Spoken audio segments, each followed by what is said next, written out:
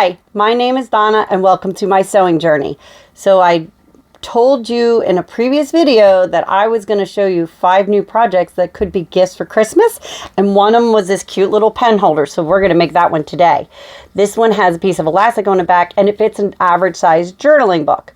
I'm also going to show you how to do the same thing with a little tab on the top with a lobster claw, so you could also do it as one that hangs on a lanyard.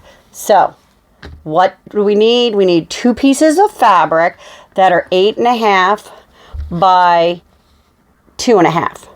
And this particular fabric is hard to tell which side's the right side. So I put a pin on the right side, so when I go to sew it, it makes it easier for me to remember which side's which.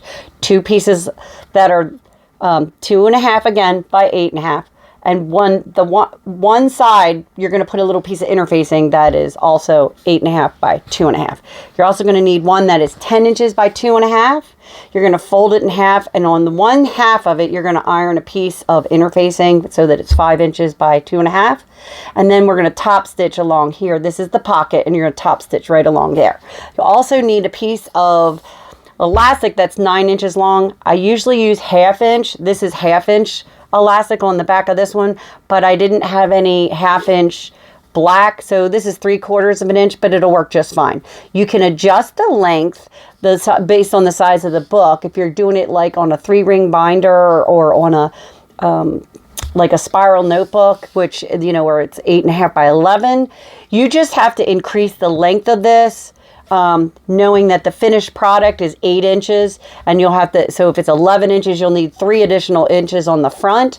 And you can do it by just extending this piece of elastic, or you could put little fabric tabs on the top and bottom that and tie those into the elastic to extend it, whatever you want to do. But we're just going to make the journaling notebook size, and we're going to do the same thing, but we're going to still have 2 pieces that are 8.5 by 2.5 and the 10 by 2.5 folded over. We're going to do another one doing the same thing, but we're going to use a tab on this one with a lobster claw. I'm going to put a little lobster claw on this one. So this tab is 1.5 by 2, and if you see, as I unfolded, the 1.5 side is the side that I folded it into. This is the 2-inch side, so the I would fold it this way and then fold it inside on itself and fold the whole thing together to make the tab. I do have a little piece of interfacing on one of the little quarters that I ironed on just because I wanted to give it a little bit more structure. So I'm going to show you how to make both of these because it's very little difference, but that way you can see both of them. So let's get started sewing. Okay, the first thing I did was I top stitched both pockets 1/8, and then I did the tab also, sewed both sides of the tab. And then I'm going to take the split ring of mine, I'm going to put it in there, and I'm going to fold it over, and I'm just going to stitch right here just to keep that from falling apart, and I'll meet you back here. Okay, the first thing I did was I went ahead and pressed over 1/4 of an inch at the top of all 4 pieces. Okay, on all 4 pieces. The next thing I'm going to do is the piece with the interfacing. I'm going to place on the table face up on both of them, the one with the elastic and the one with the tab. Then I'm going to take the pocket with the side with the interfacing facing up, and I'm going to put that on facing up. Then a piece of the elastic, I'm going to center it, lining it up at the bottom, face up. And then, remember, I put the pin here. That way I remember which side to iron it. So you're going to put that face down on top of all of that. And you can clip it or you can pin it, whatever's easier for you. Just when you're sewing, make sure that the only part of the elastic that you catch is the bottom center part. And you're going to do it with both pieces. Piece with interfacing up. This one you don't have to do anything special, because there's nothing going to be hooked onto the bottom. So both of these, you're now going to stitch, it's a 3/8 inch seam at the bottom for both of them. Then you're going to stitch all the way up the side even the part that you folded over, you're going to stitch all the way up 1/4 of an inch on both sides. So your top will be open. So you're going to stitch 1/4 of an inch, 3/8, 1/4 of an inch, 1/4 of an inch, 3/8, 1/4 of an inch.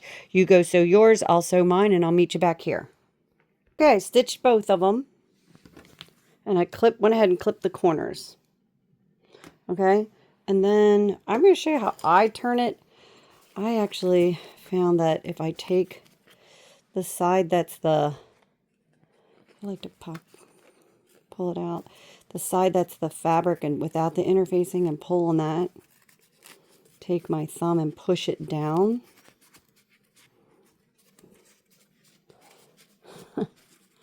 To get it started. That because you got, you know, the pocket with interfacing and you got this with interfacing. Then I take a dowel or a pen or a crochet hook, whatever you want. And I just start pushing it. Pushing it down.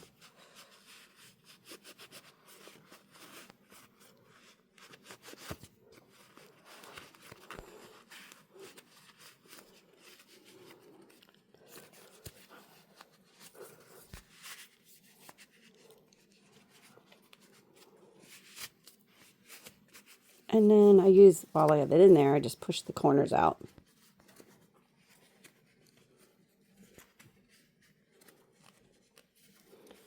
On both sides.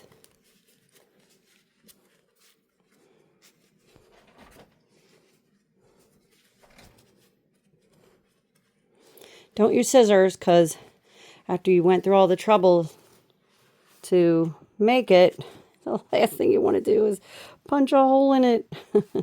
Okay. So you get both corners pushed out. Then you flatten it. Finish turning it. And when you do, the part that you folded over should be on the inside. And then I flatten it out. And then I'm going to press it. And then I take my tab and I center it in this part here. I'm going to center it for this one. I'm going to center it, and I'm going to top stitch here, and I'm going to top stitch 1/8 of an inch all the way around the whole thing after I press it. I'm going to do the same thing with this one. Sometimes you get lucky and you can pull on your elastic and get it started. Sometimes it works, sometimes it doesn't. Depends on the fabric that you're using, how stiff your interfacing is.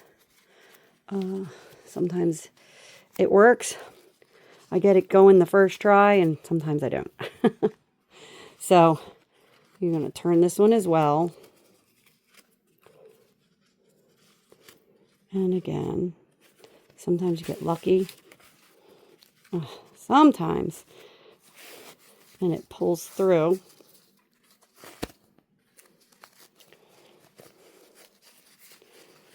It's not going to work this time for me.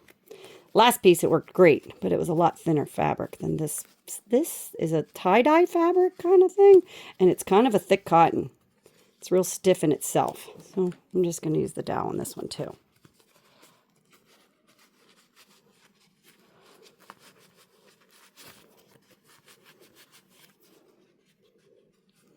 This one's going to be stubborn.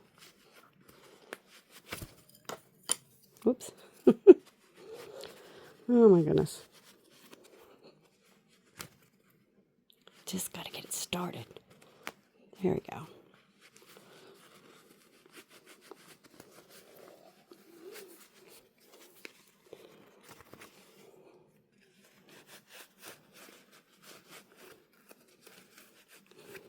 Let's see if I can get it. Pull it. Have better luck pulling on it.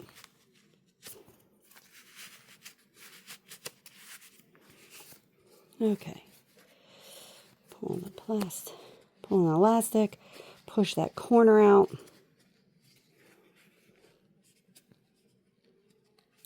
On both sides. Again, please don't use your scissors. Don't pop a hole in your projects. Okay, I'm going to do the same thing with this one as the other one, and I'm going to press it. And when I press it, again, I'm going to pull this elastic. And when I do it from the top just because that way I can kind of fold this up out. When I do this, I will push this in here, make sure it's not twisted. I'm going to center that, and I'm going to top stitch, and I fold this up so that I can hold the elastic out of the way. And I just do that top stitch. And then you just got to make sure your elastic's out of the way as you do 1/8 all the way around. So I'm going to press both of mine. I'm going to top stitch both of them closed with the elastic in this one and the tab in that one, and I'll meet you back here. Okay, I top stitched all the way around. There's the elastic one. Isn't that too cute with the pen? And here with the pen in the other one. And there's the one with the lanyard. I mean, that will hang on a lanyard. It's got the lobster claw. So I top stitched all the way around. And it's that simple. Took about 10 minutes, including cutting it out. So that's another quick and easy one that you can do. And if you enjoyed making this one with me, subscribe and follow for more. Have a great day sewing.